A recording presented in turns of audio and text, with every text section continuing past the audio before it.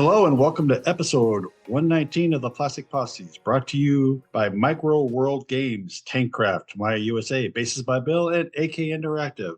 Also a shout out to all our patron supporters. You guys are amazing and appreciate all that you do for the community and the podcast. We want to wish Scale Scriber congratulations on his Facebook account hitting 10K. That's great, guy. No JB this time out, but let's check in to see what everyone has been up to and how the bench is looking. I'm going to start off on the European side today. Let's go with Jensen. How you doing?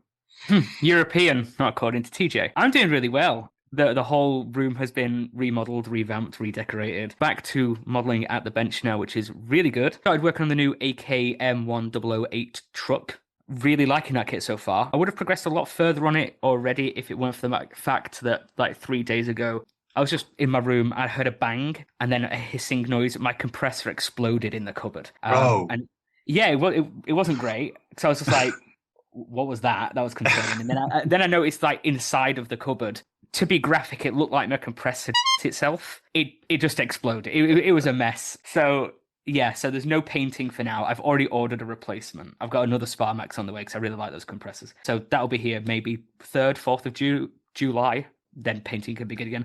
It's annoying because I was actually kind of on a roll with that build. It was really fun. And yeah, just enjoying modeling again. Started working on a massive project for Scale Model Challenge for October because I thought last year's barn build was quite in depth.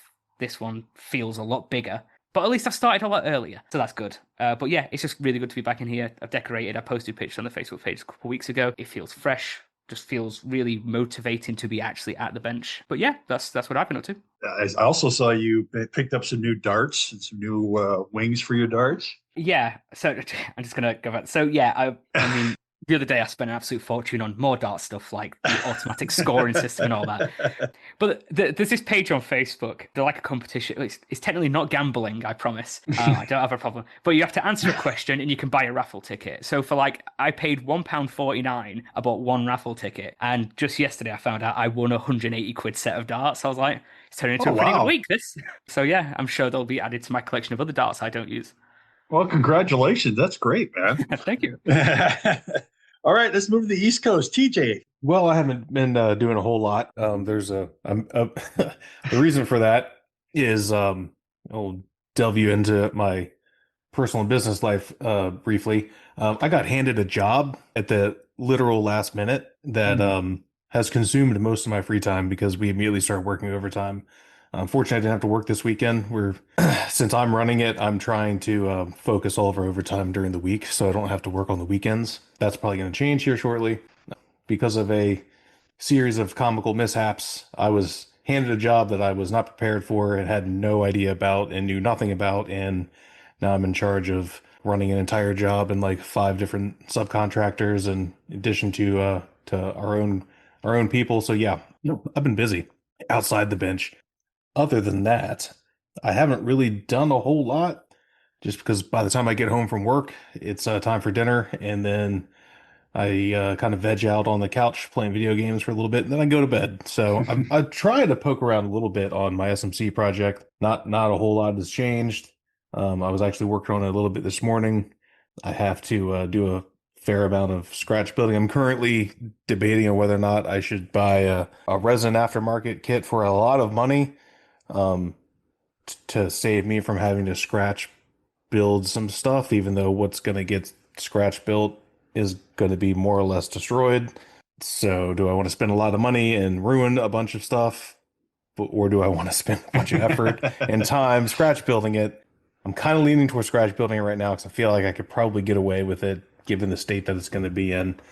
So we'll see. I haven't completely decided. And like Jensen, I've also been working on the AK, well, it's essentially done with the building, the AK Interactive truck. It's a square body truck. That's what it is. The M1008. I don't know what they call it. M1008. I don't know. I call it a 1008. It's a cool kit. I have a really cool idea for mine. I'm looking forward to progressing on that. There's some stuff that I'm waiting for Jackson to upload that he designed so I can print.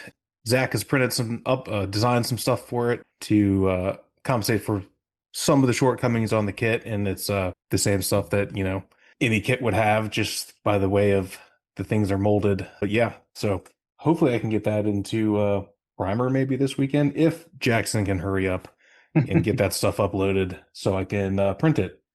And yeah, that's pretty much what I have going on. Not a whole lot. I want to be working, and that's for sure, or working at the bench, that's for sure. I'd rather do that than sweat my ass off because we just had a heat wave, and it's pretty brutal working in a building with no air conditioning in the middle of a heat Oof. wave. So yeah, that's what I have going on. Bunch of whinging. Yeah, that doesn't sound fun. Wow, I didn't know you were doing that. That's crazy, man. That's really crazy. Hey, Scott, what have you been up to? Oh, recovering?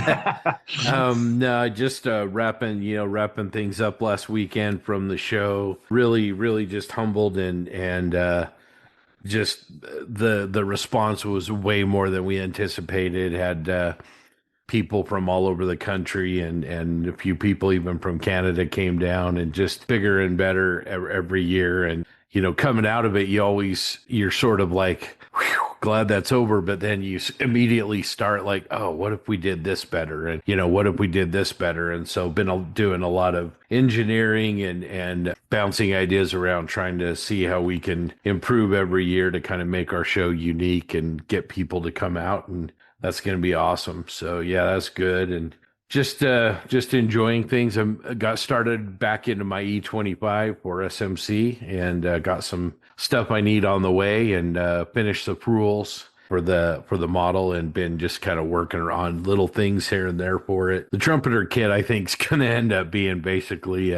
sort of a basic outline more than anything else. Almost everything else will be replaced, so it's going to be fun enjoying that. So yeah, that's really pretty much what I've been working on. Yeah, the show was fantastic. We've got a review coming up in this show with TJ and a whole bunch of the guys that were there. So I can be interesting to hear that. And for myself, recovering like Scott, been a long couple weeks, month and a half, I guess. A lot of traveling, couple shows. I'm just kind of here right now. My hyperspace pod for SMC is about 3/4 done.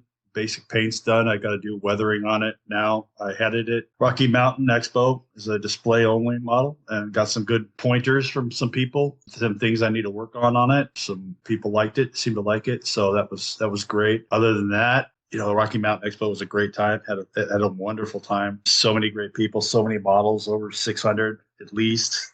The displays were great. The crew was fantastic.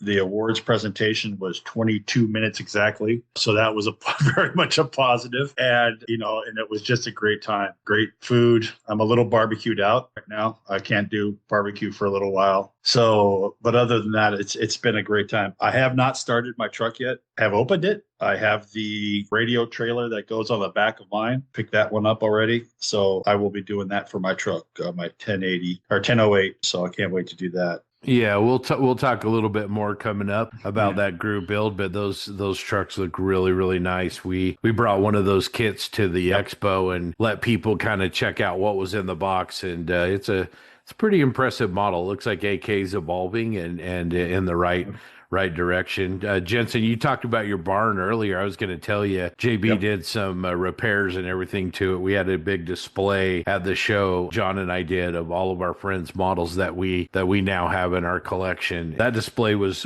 pretty good. A lot of people, we almost needed like a full-time staffer there to answer questions about like whose models they were and what they were, but a lot of people asking about the models on the table. TJ, your Slave 1 was there. A lot of people really asking about that. And Jensen, your barn, a lot of people really liked it. They didn't know whose it was, so I think you need to maybe post more or something. I mean, I know my name was in front of it, but yes, you're right. When I finished it, I forgot I never posted it online.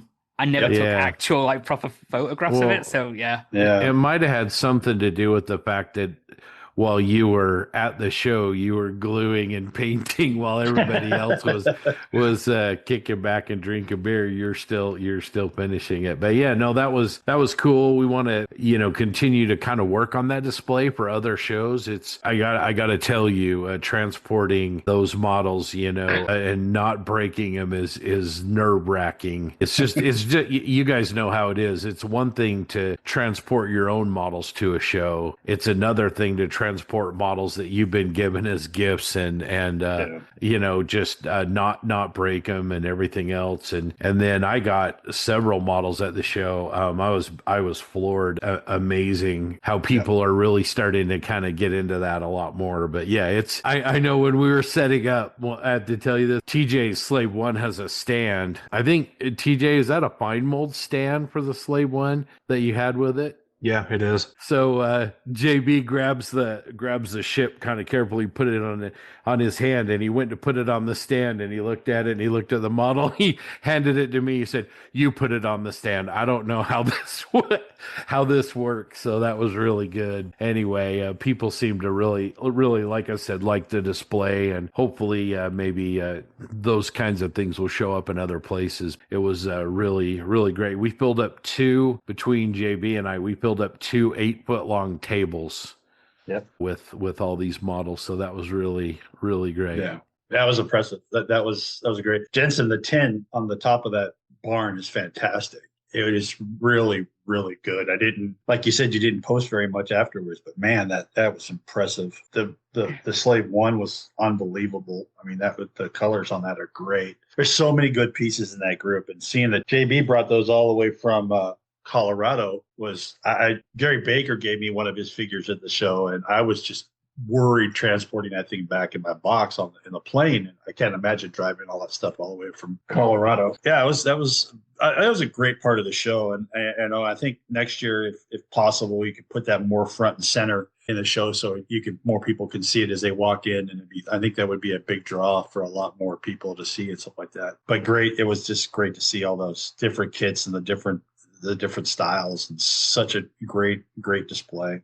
So I'm going to hand it over to Scott now to talk about some of the Plastic Posse group images we like the most. Thanks, Grant. As we always do, we like to talk about work on the Plastic Posse that kind of sticks out to us. And as always, it's getting harder and harder all the time to kind of pick things. I guess I'll start. Our friend Elliott, he is going to have an article published on his Kugelhetzer. It's kind of a what-if Hetzer from Prague with the Kugelbits anti-aircraft turret on it. It's just really cool. One of my favorite models he's done. He also, my runner-up would have been his too. He did a kind of a combo post with a 124 scale and a 135th scale mini art tractors, and he colored in this really vibrant, almost kind of like a turquoise green color. I really liked how that turned out too. But the what if Prague Hetzer really kind of caught my eye and stood out for me. So that's my choice. TJ, which one kind of caught your eye this week? This might be the second time I've done this, so it's exceedingly rare, but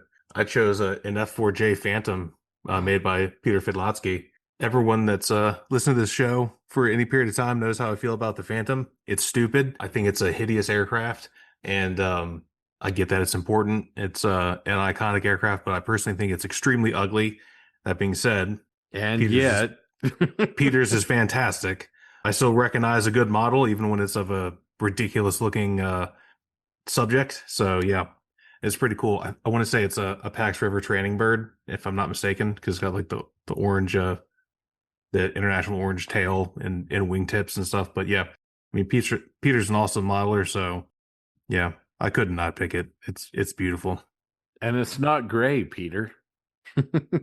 He and I were talking the other day about everything I build is gray, but this one wasn't. So yeah, no, that's a good choice. Really good choice. Jensen, what about you? So for me, it's probably no surprise if anyone's actually seen it in the page, James Cahn's Mini Art Stug 3G. At first when I saw it, I thought it was the 135th one. Then I realised there's a picture of him holding it in his hand, and it's literally the size of a tea bag. It's impressive. It's very nice. It's it is a very tiny model, but like how he's got all the chipping and weathering and earth effects and all that, like in scale and in proportion to make the model look bigger in photographs. He's done it so well, and I don't like doing like freehand scriggly pattern that's like the Germans used on 35th. So to get it that tight and that clean on that scale, because it is so small. Like again, I can't stress how small a 1/72nd scale Stug is. It blew me away. It's very impressive. And anyone who goes to the page, I highly advise you do it and look at this piece and check out his YouTube video. He's just done the full build video for his YouTube channel, LPJ Models. You've got to go and see it. It is an outstanding build. Just the video. I watched the video last night. It is amazing. God, and you don't, like you said, Jensen, you don't understand how small that is. It's just amazing what he did. Yeah, Ja- it's great. James is getting better and better all the time. I really like his channel. I watch everything that he does. But, these guys that are doing 72nd scale armor, Alex Clark and Andrea from Modest Modeler, what they're bringing to 172nd scale armor is just so impressive. And like you said, these aren't big prototypes to begin with. So it's really impressive work. Well, Grant, why don't you wrap us up? What's your pick on the page?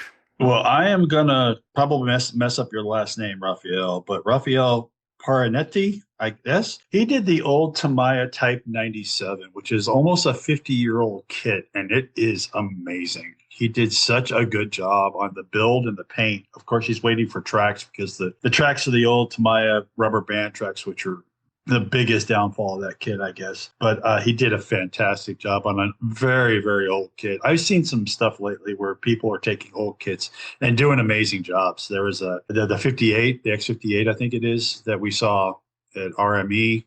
That was another 50-plus-year-old monogram kit that was just amazingly done. But Raphael, you did a great job with the product you had, and you just keep it up. It's just a great kit. All right. Well, thanks, guys, for your perspective on that. Listeners, make sure as you're going through the Posse page, there's always a lot to be inspired by. Leave a comment. Leave your thoughts on that. Please post your work. It's one of the best things about this community, and it's getting harder and harder each week for us to kind of pick the ones that stand out because so many of them stand out. All right. Well, I'm going to kick this back over to Grant. He's got some feedback to share with us. Thanks, Scott. Yeah, we got a quick little note from Frank Blanton from RVA Scale Model Studios, and it's a really good comment, and we thought we'd share it with you. It says, "Gentlemen, really enjoyed listening to episode 118. The main discussion on what inspires us to build a certain subject is a never-ending subject. So good to hear that you guys get motivated. We each seem to have a picture in our mind of a build and an end result. I have also seen particular subjects and immediately decided that's it. Imagination and creativity seems to be a big inspiration for me these days as I am retired early. Well, lucky you. And am lucky enough to spend several hours each day modeling or something related to the hobby. Thanks for keeping all the great modeling conversations going. Warmest regards, Frank." Hey, Frank, we really do appreciate your comments. And inspiration is a big thing. We've talked about it a lot lately. And as a guy going through a little bit of an inspiration drought right now, I really do appreciate this. And there's a lot of things you can do. Go to shows. I mean, I went to a show last weekend at our Rocky Mountain, and the inspiration there was unbelievable. Some of the best models I've seen in a long time. I talked to a couple other people there that are having a little bit of problem, same as I am, and they were very inspired. So it's great to see, things you can do, and very lucky that you can spend a lot of time at the table and building models and doing referencing. So again, thanks, Frank. I'm going to hand it back over to Scott now for an interview. Yeah, thanks for writing in, Frank. Frank's a good guy, man. He's always got a smile on his face. It's great to meet him in person. He's a good dude and a really good modeler. One of those great guys in the hobby. He's just one of those guys that always makes you happy when you talk to him. Absolutely. We're going to have an interview here, and full disclosure, I have not heard this as we're sitting here recording. I don't know what's in this interview. So this is a wrap up of the Rocky Mountain Expo that JB led, where he speaks with JC Osborne, Robbie Nauffts, and Jeremy Elliott, and they discuss the show from last weekend. So hopefully this is good stuff and not overly critical. In all seriousness, on behalf of all the red shirts, the Rocky Mountain Expo team, we really want to thank everybody who spent their time and brought their models and inspired us and shared the weekend with us. It was a lot of fun, and we had a really great time. So anyway, here's this interview, and we'll see you on the other side.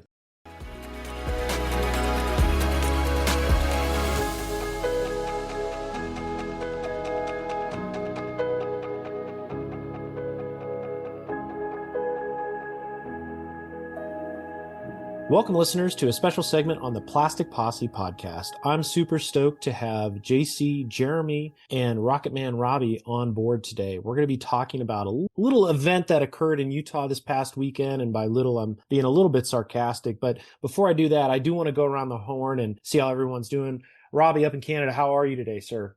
Oh, I'm pretty good. I'm definitely feeling a little loved and forgotten now that we're the weekend after, kind of in the afterglow. It's starting to wear off a little bit, but it's always great seeing everybody and hanging out.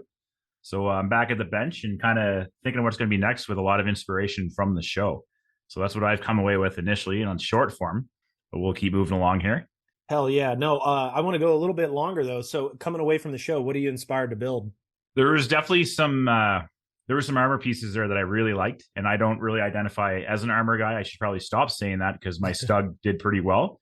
But there was some really cool stuff there that guys, stuff I don't see it shows up here because it's a lot smaller.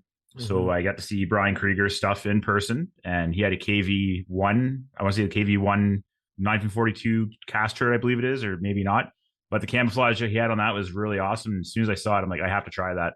Hell yeah. So that was a must do. So everybody else is thinking Apaches, and I kind of went the Soviet way for what the Apaches were designed to kill. So going over to Jeremy, how are you today, sir?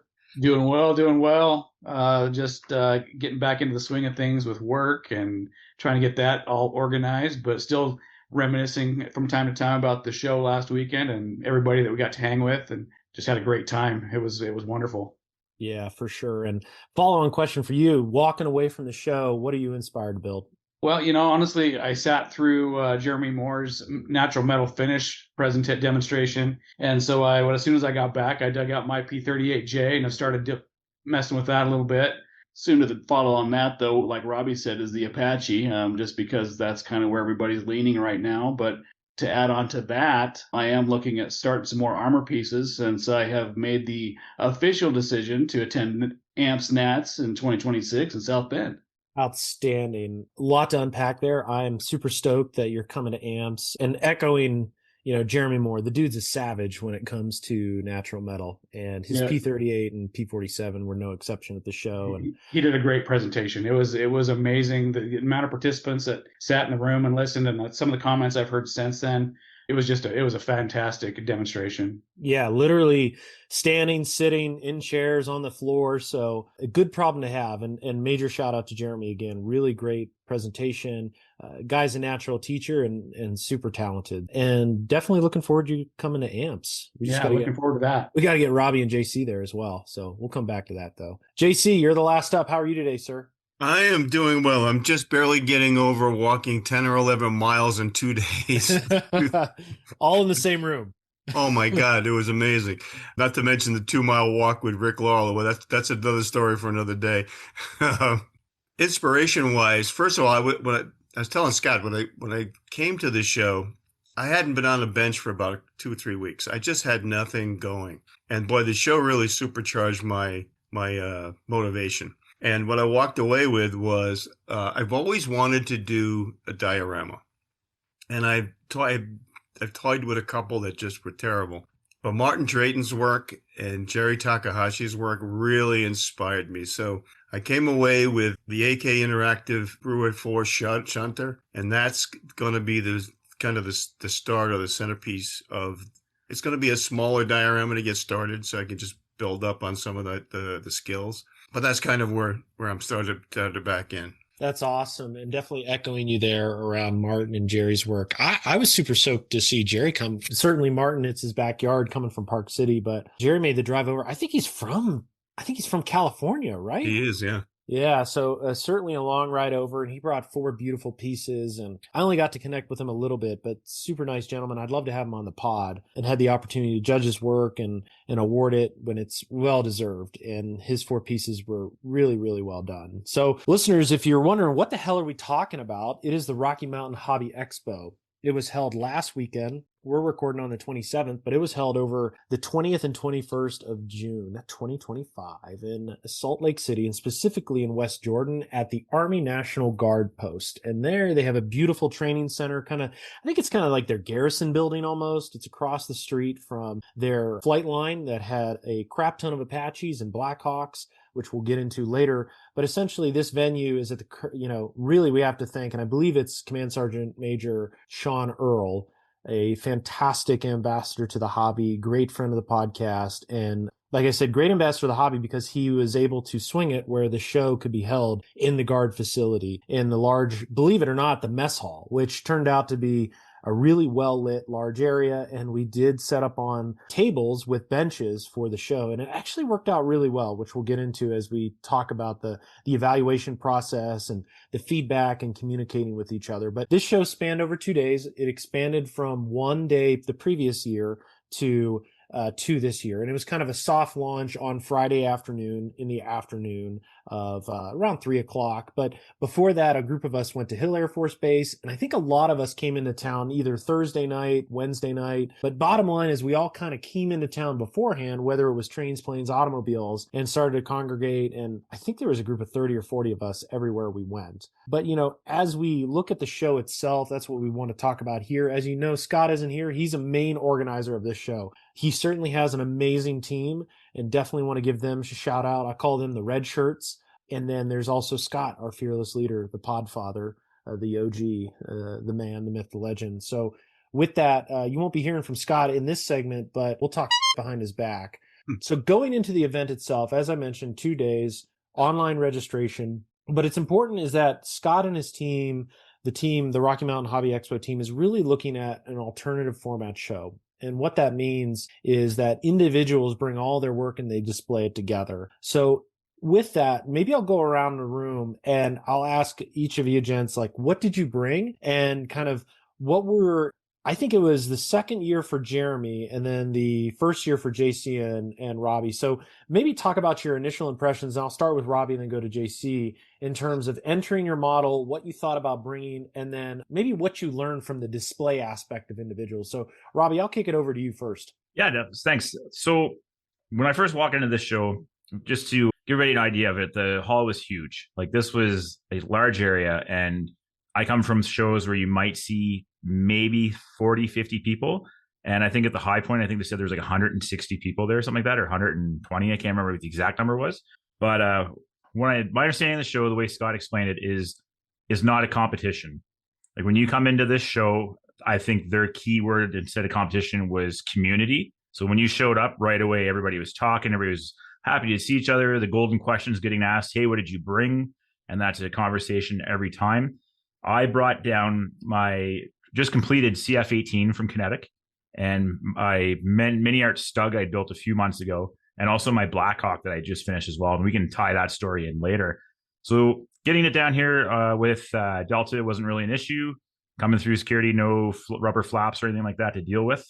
We met up with Scott there even Thursday night to help set up, get all the tables out. They had a pretty good plan what they were doing. There's a few minutes there. We had a lot of chiefs and a lot of people that were kind of throwing ideas in. So, but after they got everything rolling, it was set up. I timed it. We had the place set up in about an hour and 15 minutes, which I think that happens when you have a command sergeant major running that. Once that was all set up, they threw out their tablecloths, and we were pretty much done for the night. We went out for barbecue, and then we rolled back into the show. Just throw them outline here too. When you showed up at the show, I was invited to do a seminar and judge as well. And what I liked about judging is they set their group norms right off the bat. Like, Scott expected you to be there for at least one of the judges' meetings. And in those meetings, they very clearly laid out what their goals were, where they wanted feedback, and what they wanted our focus to be on. And they pretty much set the tone right away that this was not a competition. You were just, the only person you're competing against was yourself. So it doesn't matter what I brought, doesn't matter what Jeremy brought or how it looked. It was all on your own merit. And I definitely like that because that's a totally different approach. And we tend to turn a lot of things into competition in life. And TJ said it really well a few months ago. He said he doesn't build models to win medals, but he likes winning medals with the models he builds. And I'm in that same mindset because I get it. Like, when I'm sitting here building something, I'm not planning, hey, I got to get every part on this right, or else I'm not going to get the most points. I'm enjoying doing this. And then if I get some great feedback from that, I'm happy with that. But the nice thing about the show is when you walked in, it didn't feel like there was pressure anywhere. Like, you set your stuff up and you could go socialize and not worry about tanks or anything getting flipped upside down to see the bottom. Yeah, definitely. Like you said, Scott set the tone really early. I think the key word was don't touch the effing models. And Scott is not one to to swear. So that set the tone right away with everyone in the room. But no, it was really good in that regard. And we'll come back to the judging and really I think the J word. I think it's more like we evaluated everyone's work, and I think that's probably the most appropriate way to look at it. But going over to you, JC, what were your thoughts? What did you bring? First impressions as a first time goer to the show. So when I first decided to go to the show, I've never been a show guy. I don't like competing in the hobby, and I do some fine art painting and stuff, and it just doesn't work for me. But I was fascinated with what Scott was doing with the Rocky Mountain Hobby Expo, and our local club this year is switching over to a gold, silver, bronze show, and it's an IPMS regional, and I wanted to see how the Rocky Mountain folks approach judging and scoring and things like that. And initially I was like, well, I'll just show up. I'm not going to bring anything. And then Scott said, oh no, it's like, you really need to bring some stuff. So he kind of twisted my arm and I'm like, yeah, all right. So I reached in the cabinet and pulled out 5 pieces of armor, but I said, all right, but they'll be display only. I said, that's it, display only. So I could bring it to the show. On the first day I walk in and Scott's doing the presentation on the judging. And I was blown away by the detail and the forcefulness of Scott's presentation. Like, first of all, using the F-bomb was kind of took me aback. That kind of underscored things. But, and the way the teams had been established and set up. So, that afternoon, I didn't do any judging initially. I was judging on Saturday. And I was in Matt McDougall. He was the lead on our judging team. And I watched how this process worked, and I was totally blown away by the process. The first thing that caught my attention was all of the modelers who displayed their work had their names there. Every show that I've been to has been like, oh no, you can't show the names. I mean, but that was perfect because it really did display for me that this is really about the modeler and not some esoteric competition among modelers. And that really, I really enjoyed that. So I'm going through that on Saturday. And Saturday afternoon, I go to Scott and say, hey, could you do me a favor? He said, sure, what's that? I said, could you grab somebody and come on, take a look at my stuff and kind of give me some feedback? I was already like sliding down this path because I found it to be so intriguing and so beneficial for the modeler. And then JB, you sat with me and Scott and gave me some tremendous feedback on the work that I had there, where I could come home and say, all right, these 3 things are what Scott and JB told me, and they're right. And I can immediately apply those things to improve my work. And I don't know of a show that I've ever been to where you come away with that kind of information. And it wasn't just that I went to Scott and asked to do that. Every modeler who went to the show had that capability.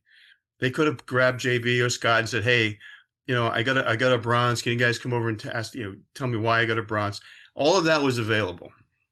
And I thought, this is the future of model shows and we've got a club meeting tomorrow and I will be singing the praises of RMHE because we may not get to that point this year, because we're shifting the mindset. We're shifting from an IPMS 1, 2, 3 mindset to gold, silver, bronze. First thing we did was the One-on-One Wonders is the group that I throw a plug in for those guys. But shifting people from 1, 2, 3 to gold, silver, bronze is a big move.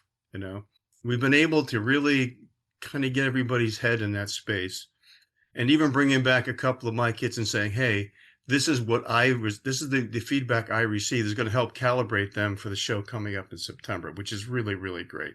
All in all, I thought the judging aspect was fantastic. I thought the ability to get feedback and the availability of judges was great. The location was great. I really had a great time, and I came away really excited about being able to take some of this thought process and apply it to our local show.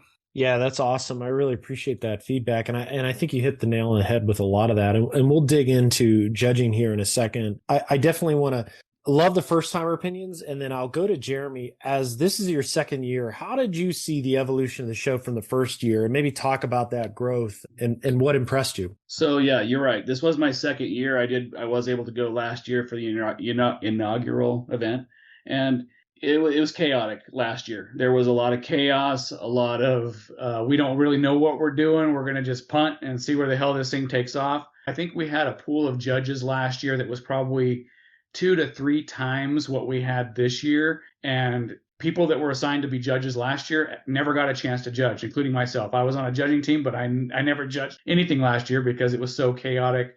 And, there were some changes made for the positive this year. Walking in this year, and like Robbie had mentioned, this thing just flowed from the time we went to set up Thursday night. Things just flowed. People were kind of organized. There was a little chaos in where we wanted tables, things like that. Those were easy things to iron out. We got that handled. I'll go back to last year. I mean, it was like, what kind of tables do we want? Where do we want the tables? Do we want them in a circle or kind of a border area? Do we want them in rows? There was a lot of stuff that wasn't planned out ahead of time, and we had to fight that. But all in all, this year, it was smooth. It was thought out, and the process went great. The one thing that we did that was changed this year that I really enjoyed was last year when they'd select a model for judging or for critique or evaluation, whatever you want to call it, they would literally come out with a food tray, put that model on tray, and take it into a back room and do the judging. I believe there were some models that got broke last year in that process, and it was chaos. This year, to see that it was just left up to the judging team in their groups, and we'll talk about that later, but that was beneficial. And, again, last year I brought a ton of stuff that I've been working on. This year I brought a good amount of stuff, but I didn't bring nearly as much as I brought last year. I brought some stuff that I thought was better. And again, we'll get into the judging portion of that, but it was nice to have those conversations, to be able to sit down with somebody and talk about it. I talked with Patrick Brown because he was on the judging team that judged my stuff. I didn't care what color, brought medal, or whatever award it was that I got. My question was, what made you select that piece over everything else that I brought? Those were curious. It was a great show. There was great camaraderie. You could sit down with just about anybody you wanted to and just have a conversation. And that, like Scott said, it's about having those conversations and the social aspect of the hobby. It was great. Yeah, 100%. It's definitely about the conversation. And like you said, even if people are judging your work, there was still a notion of, hey, let's just go have a let's go have a chat. Let's go have a conversation. Let's talk about, what can I do better? What did you see? Why did you choose this model? And listeners, as you're trying to piece together, like, how is this judging thing? How are people entering models? And really, it's very straightforward and simple. As an individual myself, I think I brought 8 or 9 pieces. You put that in your own display. So every person that enters, you get a swath of table. And I'll be honest, at the end of the day, I think there were 3, literally they could have fit 3 more modelers. And that's with everybody else scrunched up. So like, the venue is almost at max capacity. There were over 630 models on the table. I did an informal count and got to 629. I probably missed 1 or 2. And also I know 1 or 2 folks took their stuff out the one night because they had travel restrictions for Saturday morning. But bottom line is over 600 models were entered, 630. Everybody who entered, your name was on the display. And then also what I thought was cool, and I did this too, like I brought models that I would never have brought to a show before. Like I brought my first model that I built 25 years ago. I brought my latest in progress work, and you could see that elsewhere where guys and girls brought their latest model. Even if it was just a whip, they'd bring it, or they'd bring a super old model. So I think the format lends itself to kind of people bringing their portfolio in a way. And with that, I thought it was just really neat. And I created a little velvet, display area that was tiered, which I don't know, I thought that was cool. And Pat Brown did an awesome thing. And I think that's what you'll see catch on for next year as well. I don't know if you gents are considering that. Yeah, I think I'm a little limited in space. I can't set up the Shrine trademark tent that Martin and JB both had. So yeah, Martin's was impressive. That was pretty sweet. It was definitely impressive. Just as a sidebar here, the funny thing about Martin is we're starting to put our models down Friday night, and Martin comes in with this big bin. And I'm like, hey, do you want a hand? He's like, yeah, definitely. And this is my first time meeting the guy, right? So we're immediately chatting, having a laugh. And as he opens the tailgate of this truck, a cart falls out. And this is the cart they would use at like Rose and Home Depot to move around gardening equipment on. And he's like probably got about 8 to 10 containers to unload on the table. So I was like, this is that's kind of set the bar for where that show was Right. going to be that day. Like he's brought his whole collection, and he also had a shrine set up. They And definitely that was jumped what out with that setup. I think that's what he built that year. He had talked about completing 16 models so far. I was like, good Lord. Yeah, I mean, I'd seen some of Martin's stuff last year, and I saw some at the Boise show the year before. The stuff he brought this year was stuff I had never seen. Yeah, yeah. I love his Black Panther Dio with the little Stuart and the ruins. Just really good, and such a diversity of pieces. JC, I saw you shaking your head for the Velvet display. Are you thinking of putting together a little ode to JC next year, a little shrine? I'll tell you, the thought that went through my head, because I've got to fly, so that's good limitations that you would expect. But I'm thinking of something like, maybe I can do a box within a box within a box. Yeah. Then, I don't know. I've got to try to figure out something. Either that, or maybe I'll fly in early and buy boxes locally. Yeah. And then just build it and then tear it down later and throw it away. I don't know, but I thought that was extremely impressive. I mean, your display, Martin's display, and I think Patrick Brown also had a display like that. Gary Baker's display. That Yeah, really Gary set Baker. them off. I really like Gary Baker's because he had a crap ton of figures, which Gary Baker is amazing. I love that guy. I'd never really met him before, and super stoked to get to see him in person, his work. But what I loved is he actually took the Velvet and it made it a backdrop so that everything felt framed. And I was like, damn, like these figure modelers, they know what they're doing. And Joan and Barry Beedinger did the same thing as well on the end caps towards the back of the hall. So I think from that aspect, what I enjoy is, and maybe y'all agree with me, is like there's a different level of pride associated with entering models as well. It's not simply like, hey, let's slap it on a table, throw a sheet under it and call it a day. Or I think you see it, like even some folks, oh gosh, David, he came from the Seattle area, or no, was it Spokane? He created display. Yeah, he had the little rotating coffee mug with the German tank blown up in it, but he even had a beautiful display too. The way he orchestrated his display and had, like, he knows the people that do the easy masks, so he did a little promo for them. So again, just a really nice display. I thought that was cool. Yeah, I felt like my display was naked. Now you know though. So next year, like I suspect next year more people will institute like, oh well, that's a great idea. I'll bring some Velvet and put a little ode to JC together, and we'll burn Scott candles, Saint Scott candles. Well, yeah, it's because of St. Scott that I actually had some bases for under a couple of my models this year, because you need a base under your model, you need a base. And so I brought bases this time. So yeah, it definitely makes your display pop. Yeah, it's cool. And what's nice is the club there had name tags for everybody, which I thought was great. Branding was on point, like the logo's sick, and they all had red shirts, as we mentioned. And the overall displays were great. And listeners, in this display, they took the open concept pioneered by kind of Shep Payne and the open judging system, and the MMSI in Chicago is kind of an exemplary example of this, as well as MFCA outside Philadelphia, in that you put together a display as we've been discussing, and then the judges in this case is going to triage and pick your best piece of work. And the notion is you want to give the benefit of the doubt of the modeler and pick his best piece to give him the best chance of being rewarded. And in a lot of cases, you just kind of do a quick review of everything. And then I'll talk about my judging experience as a judge, and maybe I'll kick it around the room because I know Robbie and a few others judged. My group, there was 4 of us. There was Gary Baker, Pat Brown, and Brian Krieger. And it was actually a lot of fun.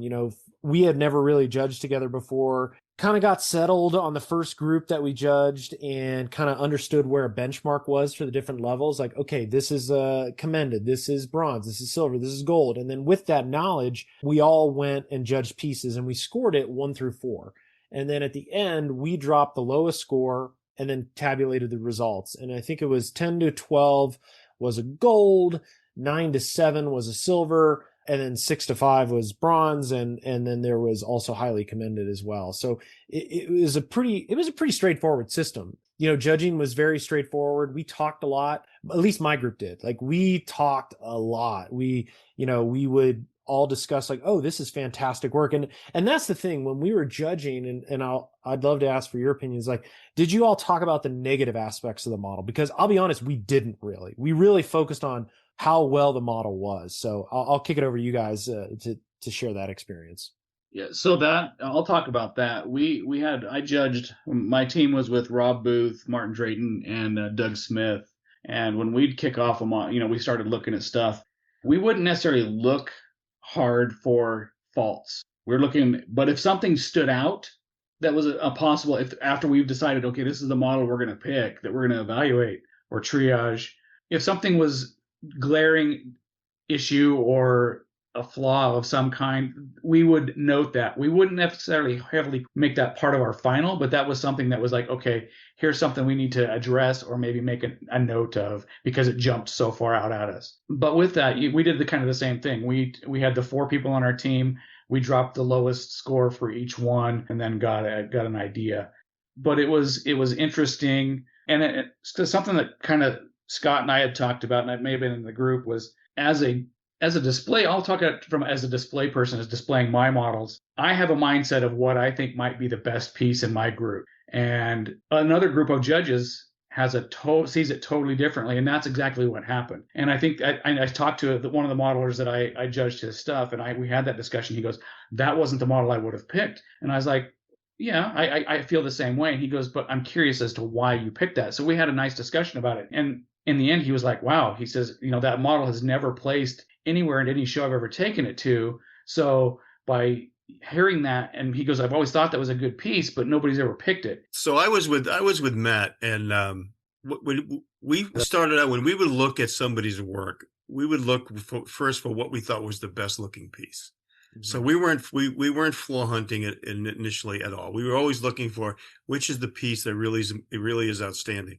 The only time that I can recall looking at flaws is if we had 2 pieces that somebody had, and we were trying to decide which of the 2 we would select. And one that comes to mind was it was a Jen who had an F-35 and another aircraft. I think it might have been an F-18. And everybody's leaning towards the F-35 until we noticed some issues with the decals.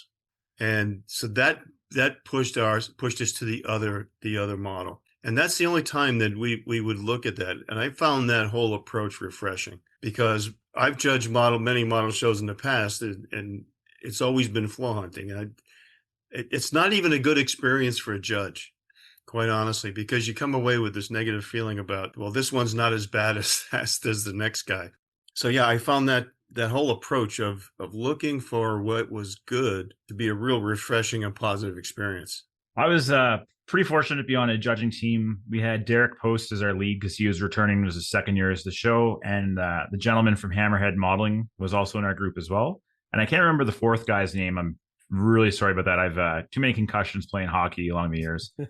But our judging group pretty much sounds like we were along the same lines. The only thing we did a little bit different is when we were first looking at the models, we were looking for what jumped out, what we liked. So it wasn't so much that we were judging. I think a better word was we were critiquing. And critique isn't necessarily a negative thing. We would look at a model, we'd have 3 or 4 there, and we'd always kind of take a minute or 2 to glance through and start picking out what we liked, why we liked it. And then we'd have a quick chat, like just to kind of throw around ideas. What do you like about yours? Is what I like about this one. And a lot of time it seemed that we just naturally settled on the same thing. But there were a couple of cases where there was 1 or 2 models we weren't really sure. And then it came down to more of, okay, I like this one because the paint on it's really nice, but there's a seam line that jumps right out, like it's very blatant. And then the other one, maybe the seat belts were really high on the seat and they didn't match. So we weren't really trying to nitpick and look for flaws. It was just, if we couldn't make a pick, we kind of seen how could we better sell the model that we wanted to look at. So I can assure anybody that had their stuff looked at and judged / critique, they probably came away with some good information, because I know that was my first time judging under this style system. And with the IPMS clubs, it feels like right off the bat, you're trying to exclude as many models as possible. Like, for example, if you're looking at 14 World War II aircraft and 148th, it always feels like the first thing you're doing is what was done wrong.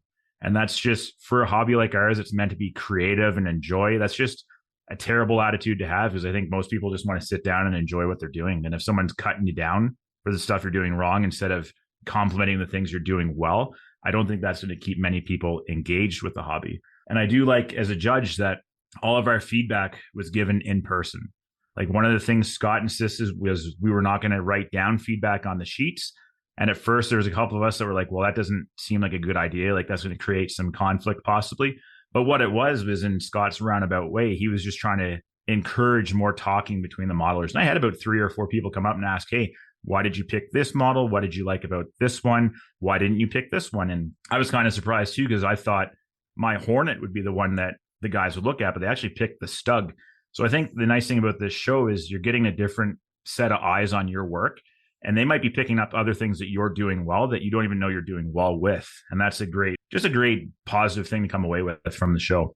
Yeah, 100%. I think you really hit the nail on the head there. Judging at IPMS shows, especially at the national level, you're looking at a category with 30 to 40 35th scale tanks. And the first thing you're doing is, all right, floating road wheel and a track misalignment. Okay, there. I kicked out 25 of them. All right, what's next? Let's look for barrels. Okay, seams on barrels, 2-3 more gone.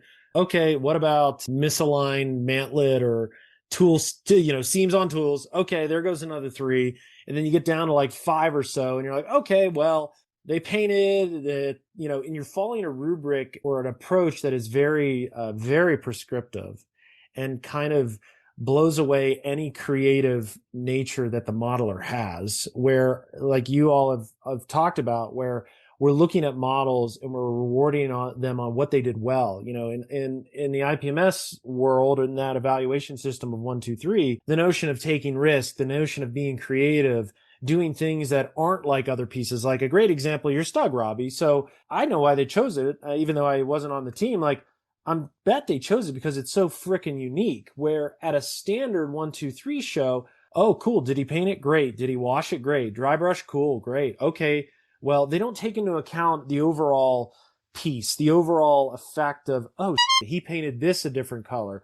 This is painted in camouflage like it's finished. This is still in red primer. This looks like they just dug it out of a ditch at Kursk.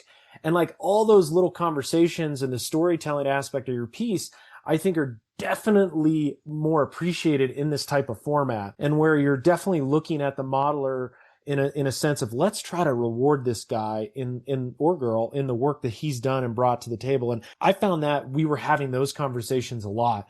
I mean, gosh, the only time we would look and try to think about what, if we were looking, I don't even want to say flaws, but things that could have been done better, opportunities, I'll call them. Dust those your damn model. Yeah, dust your damn model. Like those opportunities to do better. I resemble that remark.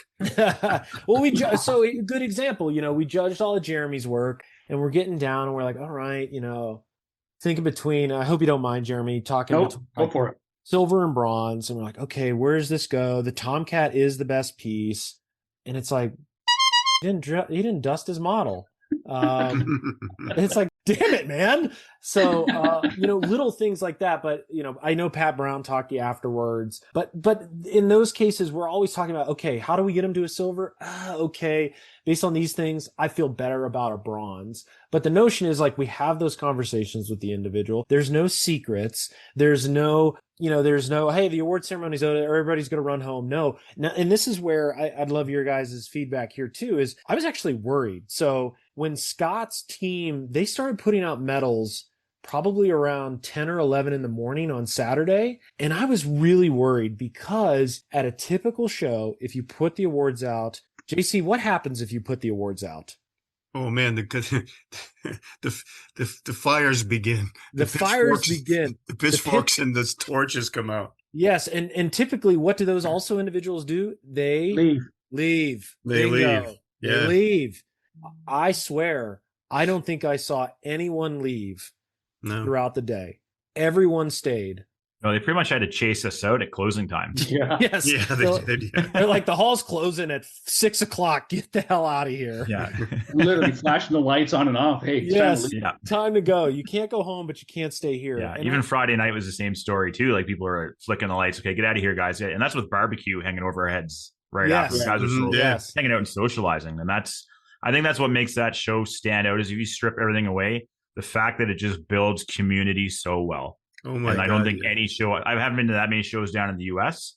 Been to a couple shows here in Canada, and this is the first show that's like, I really enjoyed my time there because I spent so much time socializing with people and talking models. Yeah.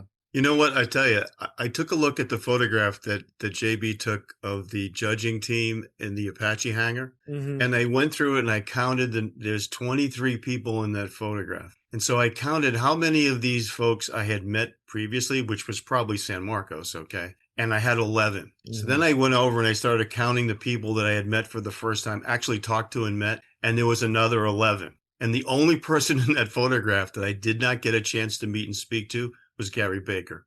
But when the most interesting man in the world. I know. But when you go to a show and you can double the personal contacts with some of the best modelers in the country, that's just a golden opportunity. It truly is. It was massive. It was really amazing. I think I had between the time the show ended and about Wednesday afternoon, I had about 20 to 22 Facebook invites for people to become friends and follow up with. So that was pretty cool.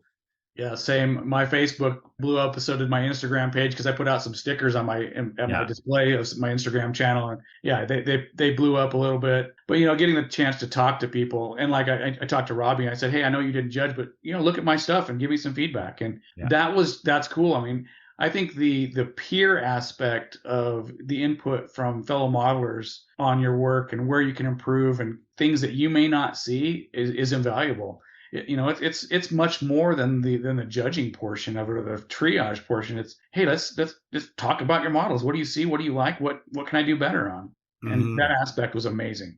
I am going to tier my weathering. That's what I learned. I'm going to tier my weathering. Yeah. I will never forget this.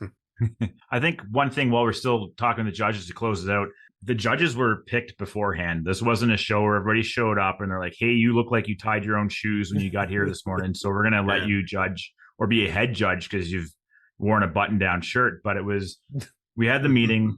Everybody that was in that room was a pretty good modeler.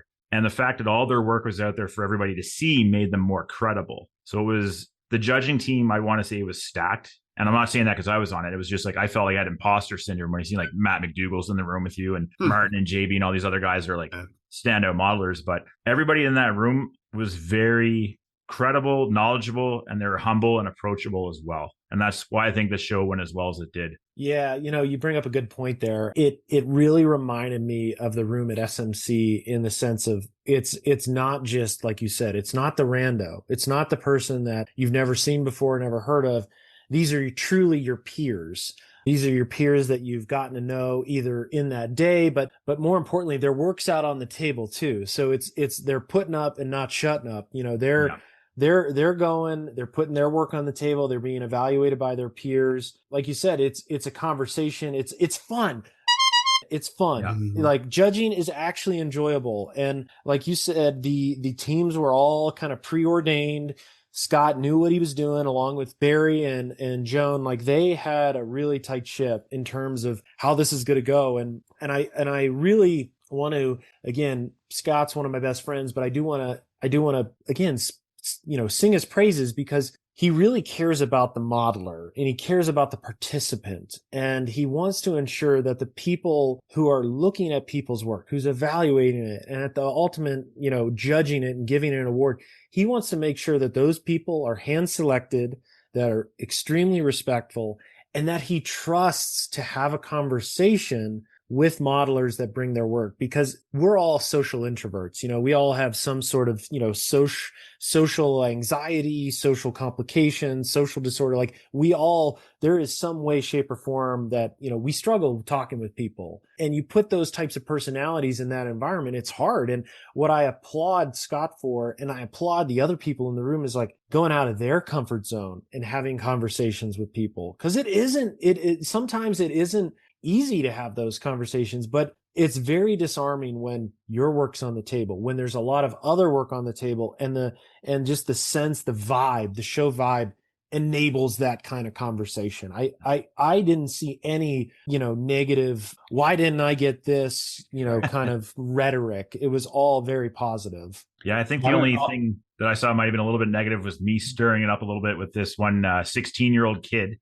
Get over there, and he's done I want to say his name was Todd. He was there with his grandmother. Really nice kid to talk to. And he'd done a P38 strip back diorama, engines, everything hanging out. When I was first looking at it, I'm like, this is really well done. And I'm like, and the C has got a silver. I'm like, okay, I'm not sure why it's got a silver, but the nice thing about that show is I'm like, let me talk to the judges, find out what happened here.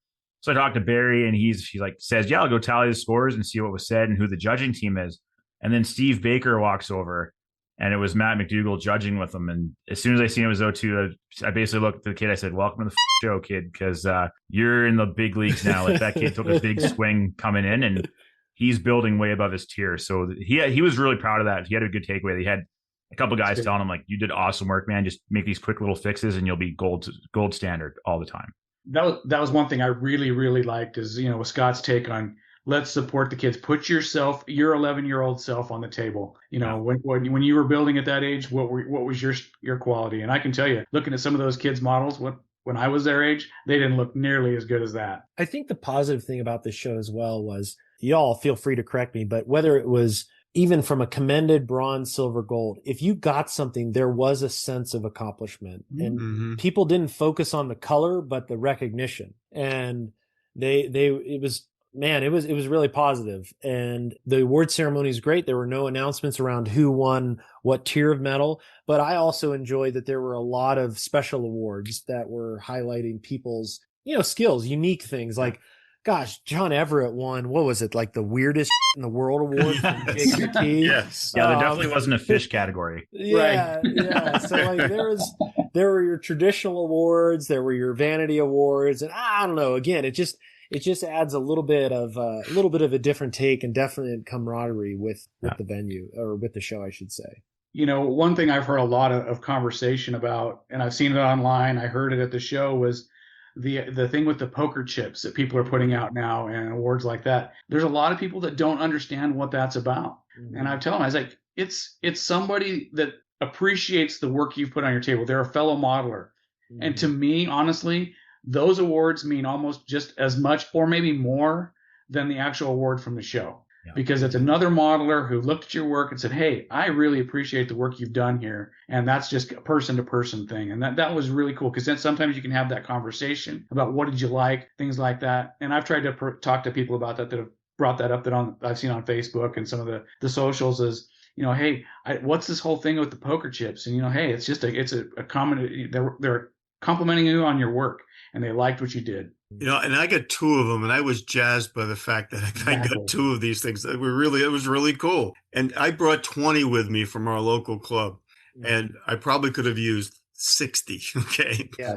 In fact, after I ran out, and then I saw Patrick Brown's work, and I was like, oh crap. So I ran over to another model that I had dropped a chip with and said, "Nah, I got to take this back and give it to Patrick." And so I ran over and put it on Patrick's work. But it was just so much quality work there.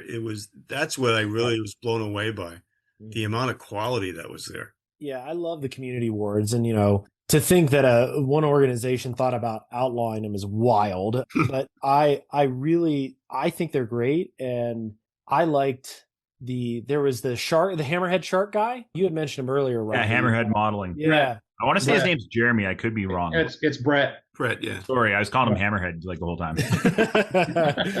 I liked his really clean award. I mean, next year, Robbie, you got to bring down maple syrup samples or something. I did bring the Toonies to Denver. That's right. You did. Yes. I think once people realize there's no value, they're like worth like 70% less. They just chuck them out or whatever.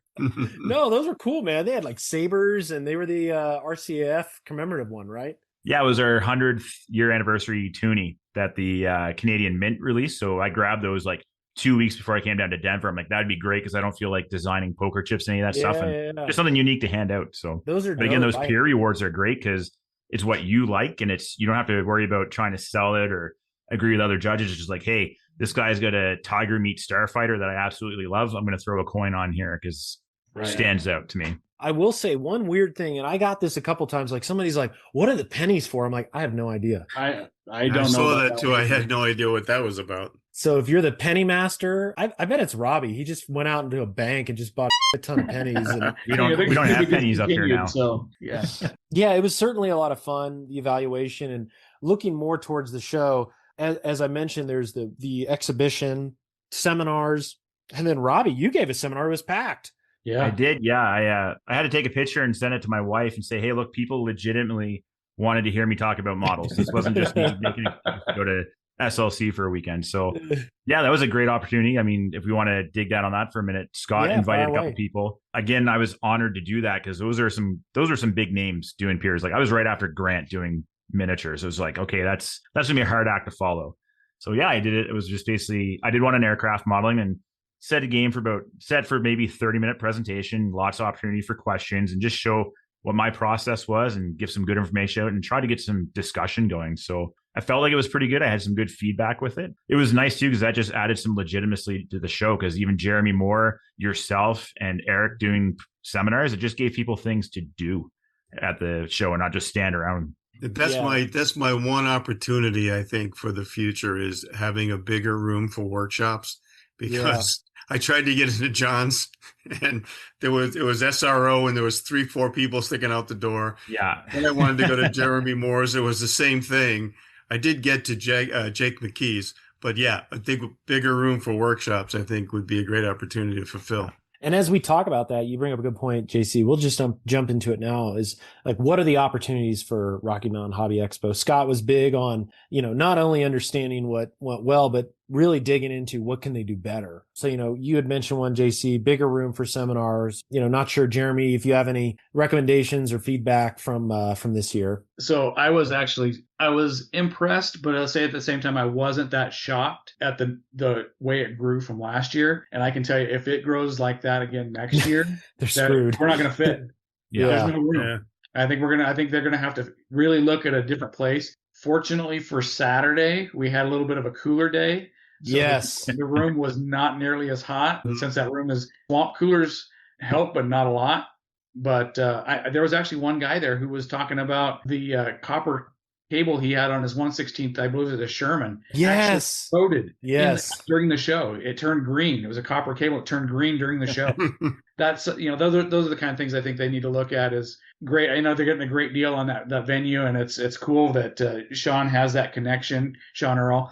But I think it's something that they really might have to look at, and maybe they have to charge a little bit more entry fee for modelers to come next year. But it's money well spent. Mm-hmm. Yeah, I think we underpaid for that show for what we got. Even $20 to get into the show with your models you're paying more than that to go see a movie nowadays for an hour and a half entertainment.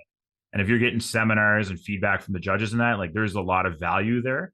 And I would have no problem paying $30-$40 to go into that same thing. Right.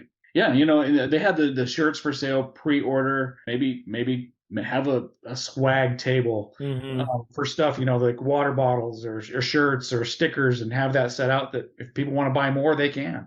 Yeah. Get Scott to sit down with Barry and the other Josh Scott and all those guys to sign the shirts. Yeah. I think with a bigger venue too, we could probably handle more vendors. Yeah. That might help. Have a separate vendor room. Yeah. I mean, to give good feedback on that, I think that's the only real criticism I had, is when it came to the vendors, I didn't spend much money. I think I spent $20. Yeah. And that was a lot of, again, when you're getting people to bring in their own selections, you don't really have a lot of control over what they're bringing in that. So I understand it, but I think it would benefit a lot to bring in some more vendors. Yeah. I was missing Tamiya. It's like, they usually will show up at a show or even provide product for raffles or something. Yeah. But I didn't see them there. I think that would be an opportunity. Yeah, Scott had talked about that. I know he had a few other big vendors lined up that unfortunately dropped kind of within the last week. But I agree with you. I think there's an opportunity with vendors. I do want to also acknowledge, out west, it's hard to get vendors, because if they're not SLC or Denver based, it is a long freaking way away. Fortunately out east, Angel covers basically the friggin' coastline, but out west it's definitely more difficult. And I agree with you. I spent more money. I think I spent half the money on food with Jamie from Jamie Bradley. And then Mark, I bought some of his kits that I've seen in his garage apparently, and just didn't buy them when I was there at his house. So I didn't spend that much money either. And I think it begs the question, or, the notion that, yes, the vendor room is an opportunity, but don't let average vendors preclude you from coming to this show. If you're coming to the vendors, this isn't the show. But if you're coming for that sense of camaraderie, bring your work, show your work, talk to like-minded folks, this is the show for you. This isn't for trophy hounds. This isn't for people that only want to do vendors. This is truly, if you want to build a community, if you want to get exposure, if you want to meet some of the best damn people in the country and Canada, this is the show you want to go to. And I think as we talk about opportunities, and I know Scott is already thinking about how to implement it, is bringing more of a tiered system in. Because I think one of the things at this show is you got some of the best people in the country there, and then you also have new people coming in. And how do you ensure that those new folks feel well supported and rewarded when they're going up against some of the best people out there, like Brian Krieger, Matt, Jeremy? The list goes on and on.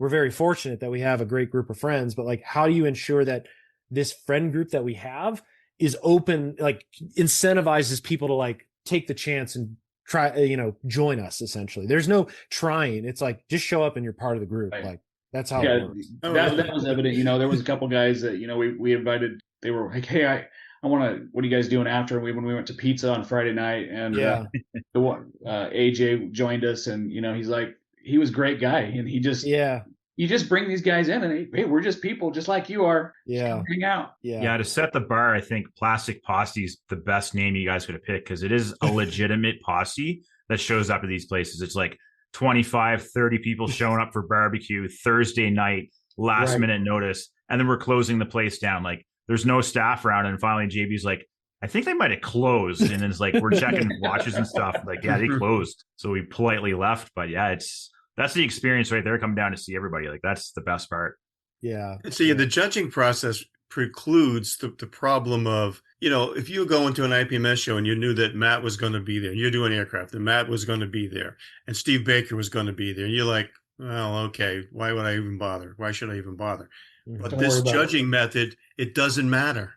Yeah. It really doesn't matter, because you're just competing against yourself. That's really what it is. Yeah. That I find to be terrific, and I'm actually looking forward to see how well that happens in our show here, because there's some car guys in Southern California that clean up all of the awards, and this is going to be a different experience with the gold, silver, bronze. So I'm curious to see, particularly in that genre of model building, how that's going to work. Yeah, at this show, listeners, you win one award. You get one medallion, one little thing. You can bring 20 models, but you're still going to only get one. And I think that's the culture that Scott's looking for. It's not about the hardware. It's about the conversations, about the engagement. It's about being proud of your work and showing pride in how you display it. Like that's all of it. And like we've talked about, there's community awards. There's the vanity awards at the end, where models that weren't even awarded medals still could win one of, the awards that were special, because a lot of those were chosen by individuals as well. There were some that were selected by judges because they were the best for a certain genre, but like mine, I picked it because I wanted to pick something that I knew my dad would like, and it was an easy one. Jeremy Moore's P40, no other question. Oh yeah, absolutely. So like and those things shock people too. Like I know Mark, I know he won't mind me saying this, but like he seemed to get a little emotional when the judges rewarded him. Like that's the type of environment that this show creates. Is it really again, it's just damn motivating. So and we're all friends, and that's the great part about it. We're getting more and more friends every day. Yeah. And that's it's funny you mention that, Jeremy, because with all the folks that I have met, they're all great people. They really are. They're everybody's different, but the one common thing you find among all of them is they're really nice folks. Right. They're high character guys, and you can't say enough about that, in my opinion. Well, it's like, I'll even use JC as an example. Him and I have talked on these video calls for the last 2.5 years or so, and we hadn't met until Friday night at the show. That was the first time we met in person, and it was amazing. It was cool. It really was. Yeah. I see Robbie more than my mom. I mean, this is your second time in the States this year, right? That's what this year. Yeah, this is my third time down total. Third time down total. And then I'm going to PAXCon in October. So I'm sure ICE is going to start looking at my passport and wonder what's going on. Yeah. Going back to the post show, it was really great. I don't know if we just got lucky in Salt Lake, but I feel like every night we added more people, and every night we got lucky to sit down somewhere all together, which was wild. Gosh, I think we probably I want to say we had 40 or 50 folks at the last barbecue place. Yeah, I would think so. Yeah. Yeah, that line was huge. Yeah, it was huge. All the best places. And, one person we forgot to shout out, he was a vendor and a great friend, Steve Munsell from Value Gear was there. The dude is, he's awesome. So it was really great to see him and Andy Taylor. But listeners, overall, this show it's a lot of fun. It's, food trucks there were great too, I might add. My quesadilla was awesome. Yeah. And they had military grade toilets for afterwards, which is great. That was some good planning. Hey, it's the first time I had a brisket taco. Yeah, Delicious. They were really good. Oh, it was Ice awesome. cream. The ice cream truck was a hit, and same with coffee. I think I got 4 or 5 from them at least. So, but no, it was good. I think I also want to give a shout out to the folks that supported Scott and all the spouses that were there. Scott had his son, his daughter. There were a lot of spouses from other individuals, Sean and Scott, the other Scott, and Lance brought that supermodel wife of his. Yeah. We don't have to doubt him from now on. So I just want to know how much he paid him. Life. How much he paid her. Yeah. Just overall really good from the moment of check-in to going, ending the show essentially, and the staff that supported at the Guard. But I think, ending the coolest ending was going to the Apache hangar. Oh yeah, that was awesome. When you walk in the room and there was do you think there was 7 or 8 in the main hangar there? Yeah, under maintenance. Yeah. And 2 Blackhawks, I believe, in there as well at the same time. Yeah. And that one all torn apart. I was like, holy cow, this is. Yeah, I was like doing a D check or something. Like that thing was down to the frame. Down to the frame. And then Sean's like, y'all want to go out the flight line? Hell yes, I want to go out to the flight line. Like, yes.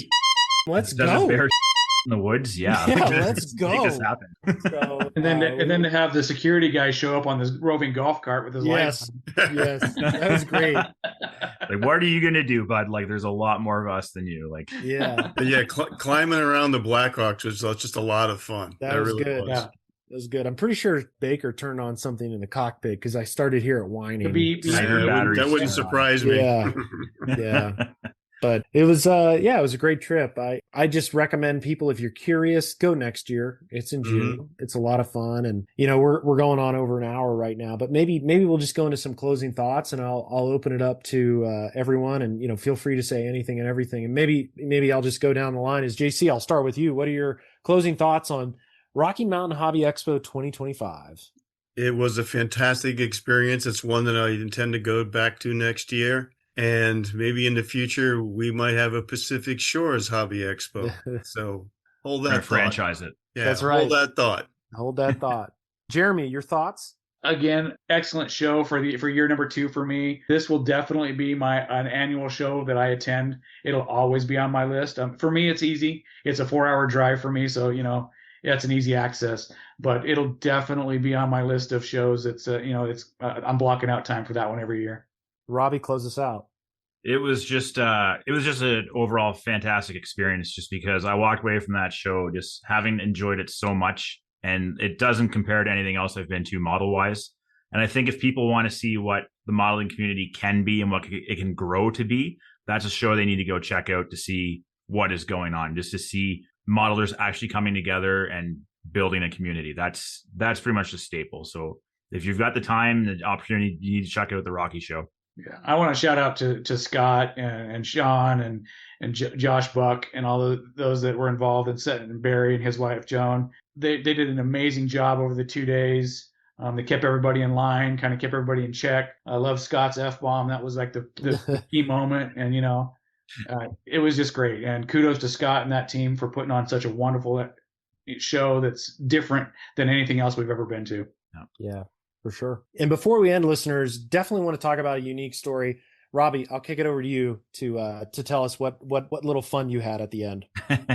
I think this definitely goes down as probably one of the highlights was my experiences building models. I brought down the Blackhawk that I'd built a few months ago, put it out of the show, and knew that there's going to be the Apache Blackhawk unit there. And when I came in the Saturday morning, I noticed there was a coin on my display there, and it was a challenge coin from the unit. And it was actually the command sergeant major had left that there to recognize the Blackhawk. So I happened to run into him, was talking about it with him, and he was sharing his experiences in the unit, having deployed and things like that. And when people that are veterans in that open up to you, it's really special. There's a lot of those guys, it's a challenge for them to open up, and especially when they're sharing things with you that they've done.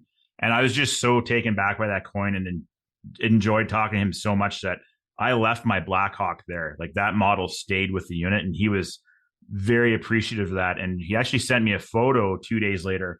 He has it in his office. So if you're in that unit and the command sergeant major's like jacking you up, you're at least going to have that to look at while you're in there. So it might not be a totally bad experience, but that was a great like I said, a highlight of my modeling experience so far. So that's something I'm going to remember for a long time. All right, listeners, you heard it here first from all of us. Gotta go. Mark your calendars. June 2026. Scott's sorting out dates. Be there.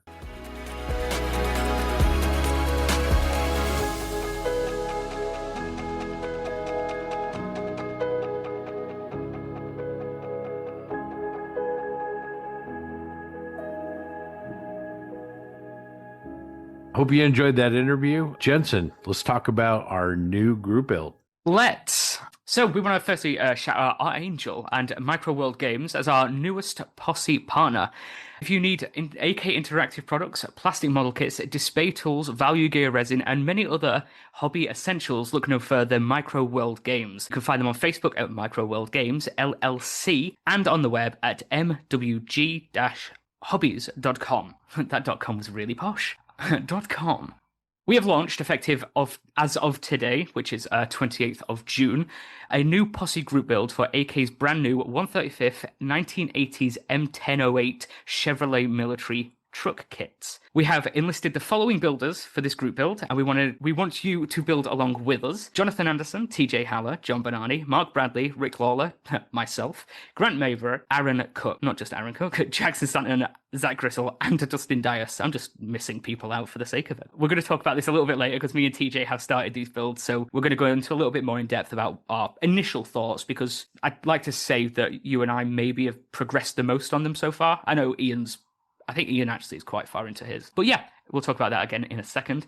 Check out our Facebook page for more details. This group build will run for 60 days. And if you want to build along with us, head over to Micro World Games for a special price on these kits. They're already a great price, so this makes the deal even better. So head over to the website of mwg-hobbies.com and use a special coupon code PPP20ANGEL. That's PPP20 ANGEL for a 20% discount off your kit purchase, which is a fantastic deal. But please note, there will be limited stock available for this kit. So if you want to buy one and you want to be one of the first people to get it, you need to head over there really quickly, because I imagine these are going to sell out very, very fast. So again, thanks to Angel and thanks to Micro World Games for their support and becoming a new posse partner. There we go. A new posse partner. Too many P's.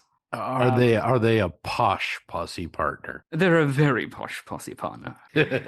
So yeah, just going back to what I was saying earlier. So TJ, initial thoughts on the kits. What do you think? I think it's a pretty good kit. Kind of like let me go grab it real quick. It's right behind me. Like I mentioned before, there's a couple, I guess you could call them shortcomings, but in my opinion, it's mostly due to molding technology. And the areas where I think that's the biggest issue is just the door handles and the window cranks. But again, they're hollow pieces on the real thing. They're lifted off the surface, especially like the window crank. Now, for you young people out there, a window crank is how you used to have to make the windows go up and down. My children were very confused by that the first time they saw a vehicle that had a window crank, which was an old work truck that I had. So yeah, if you don't know, that's how it worked. So it's a decent shape like in the kit, but it's all, it's stuck to the inside of the door. If you don't have the door open, it's probably not really going to notice, but I want one of my doors open. So Zach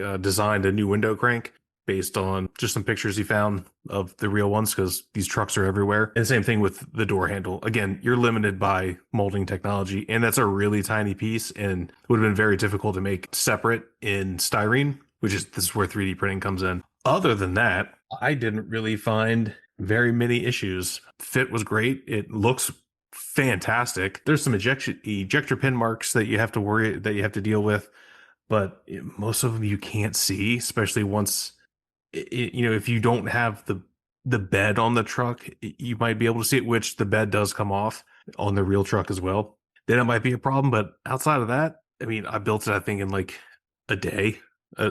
Maybe like 2 build sessions to get it all done. It builds really fast. Yeah, I think it's a great kit. It's an awesome subject. The only thing about the subject that is kind of a pain in the butt, and I think it was Aaron is the one that brought it up. Yeah, there's not very many pictures of them, because when they were in service, why, if you're visiting a military installation, would you take a picture of a Chevy truck when it's next to a tank or an F-15 or an F-14? Like, it's just a truck. It's just a Chevy truck. So yeah, finding good period photos been exceedingly difficult. Luckily for me, I'm not doing an in-service one, so it's a little bit easier to find good references of military surplus vehicles that have been sent into the civilian market. So as far as that goes, there's a lot of cool stuff that you can mine there. But yeah, I think it's a great kit. I freaking love it. I want to build another one. It's just a cool subject. I love square body trucks. My dad had a square body F-150 when I was a kid. He was a Ford guy, so we didn't have Chevy trucks. But yeah, it's same generation, similar style. But yeah, it's really cool. It is good. The only, and it's so trivial to kind of mention, but I am going to mention it just because it's something that I know when Zach started his, he mentioned it, I noticed it, you noticed it. So me absolutely showing my ignorance towards anything mechanical or engineering or vehicles. So the drive shafts that go into something underneath the car, the holes and the pegs for them, I'm demonstrating with a pen in my hand. That's a terrible demonstration. But they were very, very loose. So to get the angle and alignment, I didn't glue any of them together. I moved on to step 4 till all the lower chassis and suspension was in place. And then I put the drive shafts in because then there's places for them to attach.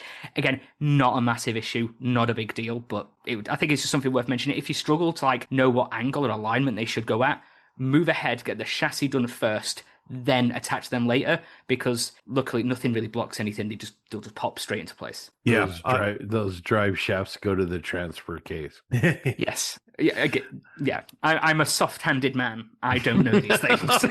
No. You're posh. I think you're posh is the word you're looking for. If I need anything doing, I call a man to do it. I unless it's decorating my own room, and then I do it myself. So, good Lord.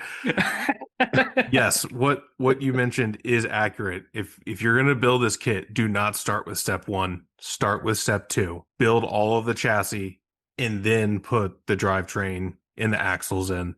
It is a million times easier than trying to build all this stuff with nothing to align it, especially with the drivetrain going to the transfer case, because it's at an angle. It's not straight, right? The axle from the transmission in the front goes up at an angle to a transfer case, and then that goes at an angle to the rear axle. So yeah, it's not straight.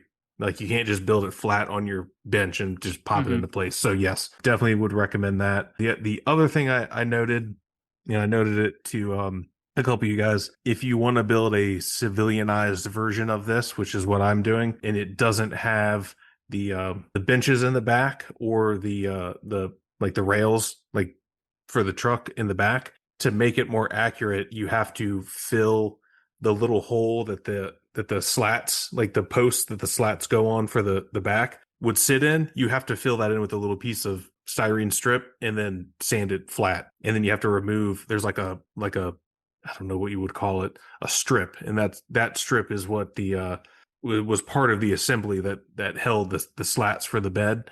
You have to take that off, which is easy. I cut it off with some nippers and then sand it flat. It took me 2 minutes, if that. And then you just have to fill in a little spot. I'll detail all this in some pictures. This only matters if you build it without the rails on the back. And then also if you get the one with the canvas cover, you don't have to worry about it because you can't see any of that anyways, because you got a canvas cover on the back. But since I'm doing mine civilianized or just not with any of these fittings on there, I had to do that. Again, I did it over a cup of coffee one morning last weekend, and super easy. I was looking at it.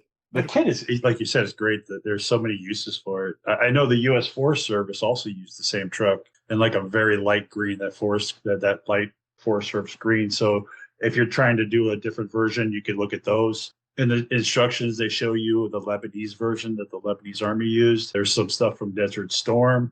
These were mostly used by the reserves or National Guards. So you're going to see a lot of different paint jobs, there's a winter camo in the paint call outs, which is really kind of actually cool. Funny you say that, Grant. We, one of the things we did at the expos, we got to do a tour of the flight line and the shops for the Apaches and Blackhawks for the Utah National Guard. And there was actually one of these M1008s or M10008s out there painted yellow with a great big kind of box where the bed would have been. So we're out there checking out the Blackhawks, and JB and I looked over and went, "Oh, look at that. The AK truck's over there." Yeah, there were follow me trucks that were painted yellow, and they had a big follow me sign on the back of them that the aircraft would come in, and they would use those to taxi or use them as an escort to bring them into certain parking areas and stuff like that. It's just one of those kits that's universal. I think AK is kind of finding a niche for. I hope they do the Bronco version next. That would be really cool. That's definitely a vehicle you could use in the civilian world or the military world. Those were kind of like fun. a Blazer. A Oh, Blazer. the Blazer Yeah. Bronco style. Yeah, Yeah. I saw those all over National Training Center. The OP4 used them as civilian vehicles and stuff like that. Those were cool. So there's 1,000 things out there. It's a great kit. I plan on starting mine today. Thanks, Jensen, with the heads up on where the drive shafts thingies hooked together and the other thingies. I wasn't sure. The stuff and bits. And TJ also with the heads up on the rails, because I'm not going to put the rails on mine, because mine's going to have a camo or a commo shelter on the back. So I appreciate that also. One thing as well, I know TJ mentioned ejector pin marks, and there are some, and I've noticed there's some on the inside of the cab. There's some in the chassis as well, but that's hidden. You won't see any of it. But ones that I did have to remove, if you have that little display sanding pen, it's not even an inconvenience with how easy that little tool makes that job. So it's like a couple of seconds, and because the injector pin marks are the recessed ones, not the extruded ones. I don't know what I'm saying. Again, a couple of seconds sanding, boom, like you would never know they were there. And it's like TJ said, it's just any issues with the kit are just tooling problems, but it's how good the kit goes together and fits, and it's just a joy to build. It makes you kind of forget about those very small little things. It's like the rear cab, because I have the one, it doesn't include the canvas cover, it's got the seats in the back. Just building that rear cab, the flatbed, I was just like, okay, this is really fun. This just, it fits and it's engineered so nicely.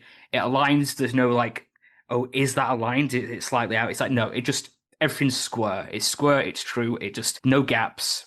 It's just clean. It's really a joy to build. And like, if this is just how AK are going to release kits in the future, whatever they release, because the FJ was great as well, it's a very good sign for AK.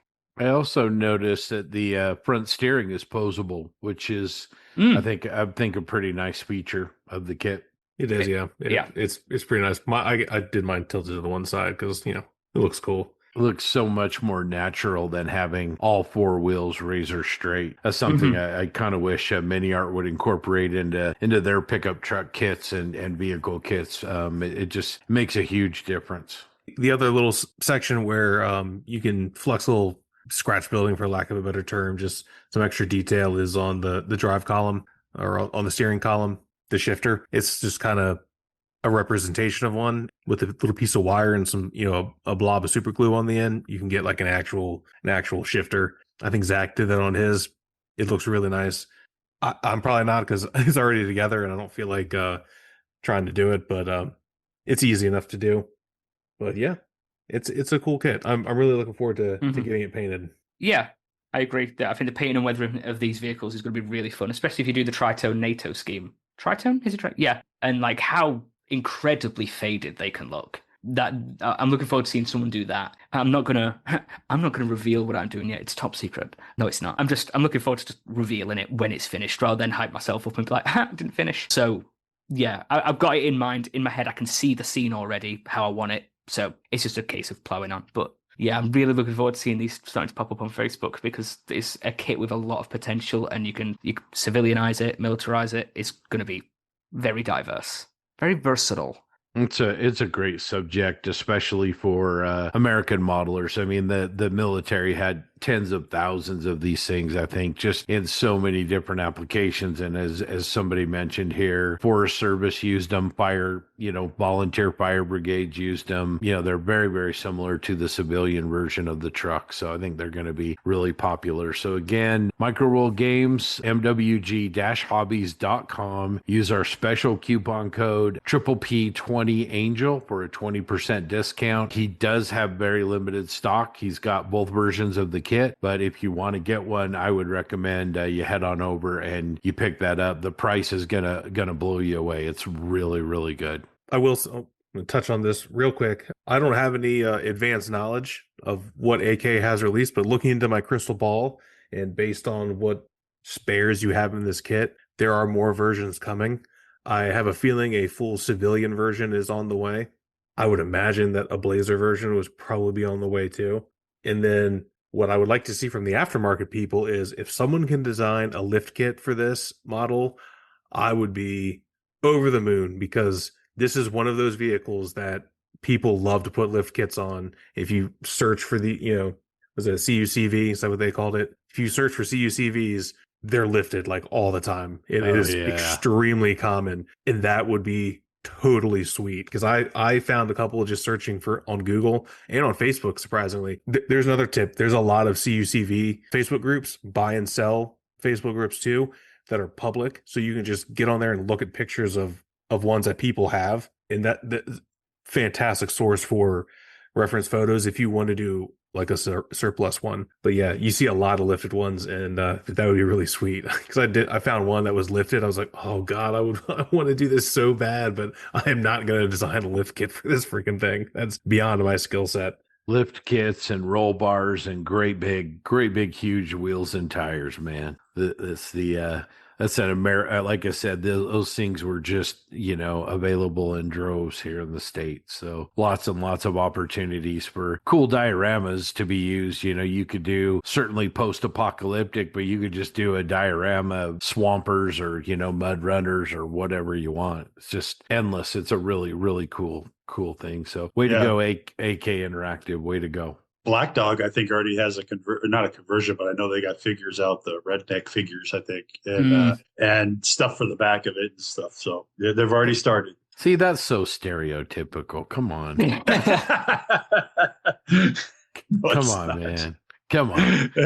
All right, let's talk about some upcoming shows. I want to lead off with a huge partner to the Rocky Mountain Expo, which is our friends over at the Southern Maryland Scale Modelers and also the Model Geeks. They're going to present PAXCon 2025 on October 4th. It's in Hollywood, Maryland. More details are coming soon, and we will grab one of those guys kicking and screaming if we have to and get them on here for an interview. But from what I understand from Tim and Nemo and Whitey and those guys, the show's going to be even bigger and better than their initial show 2 years ago. They do it every other year. So put that on your calendar. If you're in the East Coast area, go support PAXCon. They're trying to do a lot of unique and unusual things and give modelers a different and superior experience. So support them if you can. July 19th in North Charleston, South Carolina, is the Charleston Scale Model Show, aka the Low Country Nationals. It's located at Trident Technical College in Charleston. You can find all of the details over at www.charlestonmodelers.com.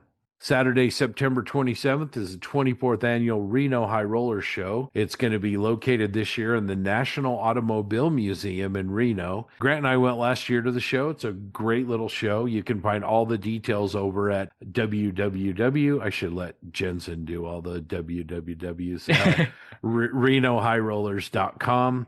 And then finally, our good friends down under, Peter Davis, November 8th and 9th is the Scale ACT 2025 show. It's going to be held once again at the Thoroughbred Park in Lynham, ACT. David and his team have lined up an all-star roster of talent for seminars. You're going to want to check that out. And of course, it's known as the friendliest model show in Australia. So for all of our friends down under or those that are traveling down there, you can get all the details over at https://www.act.sms.asn.au/scale-ACT-25. If you Google Scale ACT 2025, you're going to find it. All right. Well, hopefully you can get to a show or another show local to you. Make sure and get out and talk to people and collaborate, see your friends, make new relationships, have a good time. That's what it's all about. It's just getting better all the time. Speaking of time,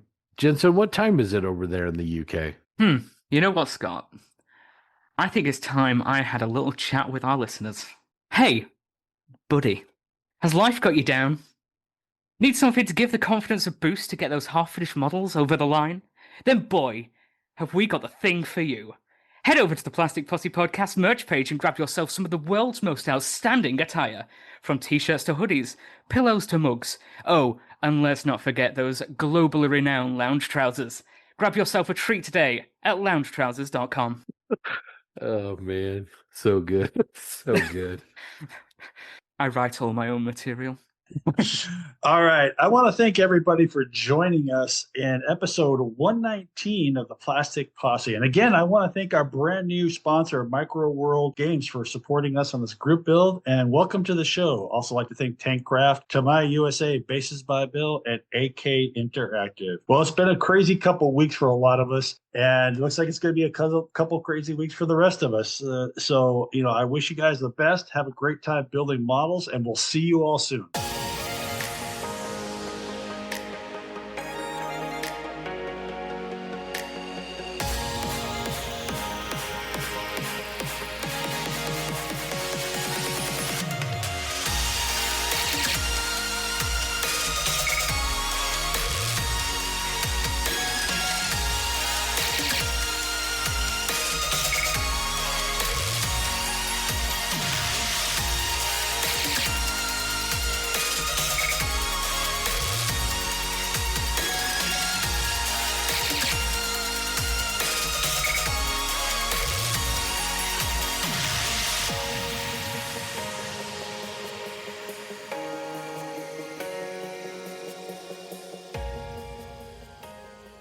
One of the ways that you can help support the Plastic Posse is become a Plastic Posse Outrider. If you want to become a Plastic Posse Outrider, it's really easy.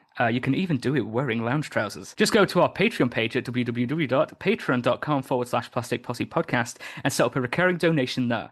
These contributions help offset the cost of bringing you the posse. There are 3 different tiers of support, starting at just $1 a month, or ATP if you're a Brit. There are some great benefits to being an Outrider, like early access to the podcast, premium access to the host, and a chance to appear on the pod, and exclusive Triple P content and social events and model shows. Let's recognize our amazing deputy marshals. These loyal contributors support what the posse does, and we genuinely appreciate each and every one of you, and they are in no particular order. Ryan Smith, Alamo Squadron, Model Fiesta, Curtis Towers, Winston Gould, The Quiet Corner Modeler, Daryl Miller, Rob Booth, David Clark, Richard Lane, Robbie Nauffts, Wesley Becker, Eric DeLeach, David Wassel, Matt Tutman, Glenn Fellon, Patrick Neff, Zach Pease, Brett Marcan, Greg Williams, Nick Wolf, Brian Clark, Sean Earl, Black Hat Scale Models, Craig Jarbo, Red Beach One Studios, James Morando, Mike Norris, Stephen Rodwell, Rick Cooper, Eric Cavina, John Hale, Eric Kane, Logan Hansen, Paul Burdett, Tim Gidcombe, Dan Newman, Robert Blocker, Tyler Moore, Derek Post, Craig Flynn, Ken Chilters, Drew Garner, Scott Hall, Frank Perrone, The Voice of Bob, Jeremy Diamond, Terry Wilkinson, Chris Lovewell, Andrew Callis, Ethan Heidenmill, Steve Baker, Patrick Brown, Jay Kidd, Brandon Gentry, Lee Fogel, Robert Klein, Mark Ewing, Toadman, Model Doc, Doug Reed, Greg James, Les Ricala, John Everett, Uncle Buck, Mark Bradley, Eric Brubaker, Jeremy Moore, DB Scale Model Studio, Jeremy Elliott, Mike Talley, Previous Seat, Mediocre Middle-Aged Modeler, Dan Knopfel, and JC Osborne. Let's not forget our posse foreman. This crew is made up of outriders who give the deputy marshals a hand, and we also thank them for their valuable support. Aussie Modeler, Graham, Keith, Dwayne, AK Armor, Bill, JAK, Casey, Therese, Raphael, Russ, Stefan, Mickle, Labar, Gil, Mike, Michael, Steve, Scott, Emery, the Krieger, William, Jeff, Eddie, Ross, Warhop Models, G. Baker, Tom Steff, Crazy Loca, Len, Cliff, Damian, Cody, Nukeman Mike, Paul, iBones Models, Mr. Grizz, Jackson, Joel, Chris, Jamie, MD Models, Papa Steve Munsell, JB, Eric, Matthew, and David. And of course, our $1 and free Posse Outriders. Want to thank everybody in the community for your support, and we will see you all in a couple of weeks. Take care.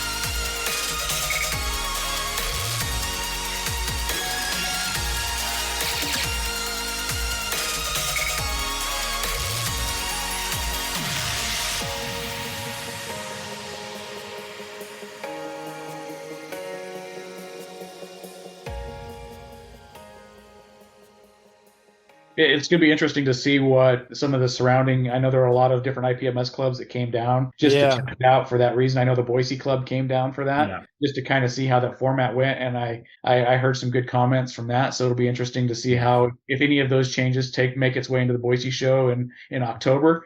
We'll be there for sure to check that out. But I'd be curious. I think this is going to be the push. I think that you're going to see a lot of IPMS clubs follow suit and take notice. I'll be talking to my club tomorrow afternoon, and the one change I think we can implement is displaying the modeler's name. I want to do that because there's no reason not to. And I like the idea of one medal for the work you brought in. Now we're still working with categories. So, but we've cut them like in half from where they used to be. Now we're down to like aircraft, 148th, smaller than 148th, bigger than 148th. Boom. Yeah. No more of the German multi-engine between 1942 and, that. And I think where I want to go to with next year is kind of like we're kind of watching Houston, because Houston's doing the same thing. Their Model Mania this year went to the general categories that you see in Chicago, the Chicago show. I really want to get to that point. And then the next step is to have the process be exactly the way, the judging process exactly the way the RMHE show goes. Because I just think that's the future. It really is. Yeah. I don't see how anybody can argue with that. Really can't. Yeah. I also thought it was pretty cool that, you, Scott, or JB, you and Scott brought all those models that, you've gotten traded with other modelers throughout the years. Yes. Put on that display of just that was pretty cool. No, I agree. I learned a lot too. So next year, I think what I'm going to do is we'll do like a little infographic to kind of preface what this is in terms of like who the work is, what was, what's the ethos behind it. And then Scott brought up a good call to if it was on the cover of a magazine or if it was part of a magazine or if it's in a YouTube, like screen grab or like capture the magazine article face or the mag cover and then print out like a 4x6 next to it just to kind of give some context of where you might recognize it from. Mm-hmm. Yeah, good idea. It was great. I mean, I like bringing them because how many people are going to see like Sam's work or Spud Murphy's or Verlinden's? Yeah, Peter's. Exactly. Yeah, exactly. And I got some really nice messages from some of those guys when they saw their picture and they're like, holy shit, dude, you took that? I'm like, yeah, man. He's like, totally honored. And I'm like, of course. The other show that I got to get to, I can't do it this year, but I'm going to try to do it next year, is SMC. Because I had the beautiful opportunity to spend a day with Spud at the Bovington Tank Museum. And the cherry on top was, because he was taking me back to the train, he slides open the van and he's got his steward and his stud there for me to look at it. And they were gorgeous. I'll tell you, the photographs do not do it justice. Yeah. They were amazing pieces of work. And what a great man. He's just a really nice guy, too. Yeah, there were some great cool stories, with Will Skeeters and, talking to Justin Gentry with that the U2 and the fact that he flew the model of that tail number. That tail number. And that he gives the model to him, and Will was just taken aback, and that was awesome. That was cool. Yeah. And for showing its second year, these guys are exponentially growing, and it's definitely as nice as a guy as Scott is on stuff. I think they've definitely put a shot across the bow of other modeling organizations. Like, this is, sorry boys, but this is kind of where the standard's going to be here now. Like, you want your stuff to grow and be inclusive. This is what you should be aiming for. These should be your goals, because if you're not doing this, you're not having a very effective show that's going to build a community. Yeah, you can't go to that show and see these food. You see, last year there was a couple first time they've never been to a show. There was a lot more this year that had never been to a show, and there's some quality work out there. So you can't tell me the hobby's dying. No, very much alive. Yeah, man. I wish we could put rewind, just go back. Yeah, it was a good time. This time last week, I was eating a giant ass pizza. Yeah, that's right. The size of Colorado. Yeah, was that the Friday night? Yeah. I show my wife that like we joke about American portions and stuff. But the barbecue place too. That first night, I was like, this is terrible. Like, this is it's going to be bad at the show tomorrow if it's that warm and everybody's still loaded up on barbecue. But yeah, Baker and it's great. Skeeter bought this 24-inch pizza. I took a photograph to show my wife. I'm like, I have never seen a pizza this large in my life. Yeah, we have I have a JB. picture. I showed my wife two the guys. I showed the wife the picture. It's JB and I think Scott holding that big ass pizza. And I was like, yeah, this is the kind of stuff we did. And there was pizza left over. Like we had 6 or 7 people at our table, and then like we were telling other people, "Okay, take some stuff, take some pizza." And it's like then we had people bringing over garlic fingers to us. Yes. Like we can't eat all this. It's like, oh my god, like And go the home beer- and fast for a week because I'm not going to have to eat. I'll tell you what, the beer was super cheap in Utah. I don't know Yeah. what it is, Yeah. but I felt a pint was half the price of what it is here in Denver. Yeah, Totally agree. that's what I did on Sunday there. Because everything is closed down on Sunday. I'm like, oh, I'm still Yeah. here for one more day, and everybody's kind of jetted. So I bought an all-day train ticket and found a couple bars I went around to, and then I was on an e-scooter too. So if anybody in Salt Lake seen this guy on a scooter that didn't look homeless and was wondering what was going on, it was probably me. Where'd you put all your stuff? I just left it at the hotel. They let me put my stuff in early, so I Oh, literally dumped it cool. all there. Nice. And I'm like, okay, adventure time. I'm going. And my wife afterwards, she's like, "Are you sure that's a good idea? If you like wreck a scooter and get hurt in the States, it's going to cost you some money." In hindsight, it might not have been the greatest idea, but I got to see a bunch of the city and that, so I enjoyed it.